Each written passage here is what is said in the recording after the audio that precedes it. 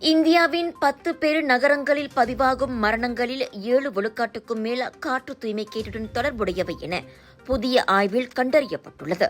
புதுடெல்லி, அமினாபாத், பெங்களூரு, சென்னை, ஹைதராபாத், கொல்கத்தா, மும்பை, புனே, சிம்லா, வாரணாசி ஆகியவையே அந்த 10 பெருநகரங்களாகும்.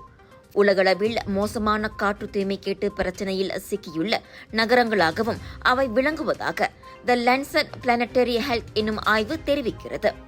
புற்றுநோயை உண்டாக்கக்கூடிய PM2.5 நுண்துகள்களின் அளவு அங்கு உலக சுகாதார நிறுவனம் நிர்ணயித்த பாதுகாப்பு வரம்புகளை மீறி இருப்பதும் கண்டறியப்பட்டுள்ளது.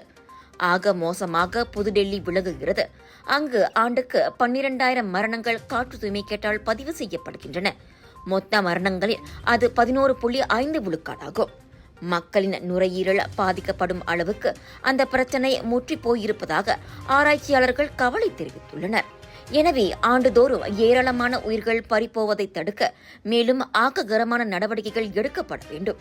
குறிப்பாக காற்றின் தர குறியீடு இந்தியாவில் மேலும் கடுமையாக்கப்பட வேண்டும் என அவர்கள் வலியுறுத்தியுள்ளனர்.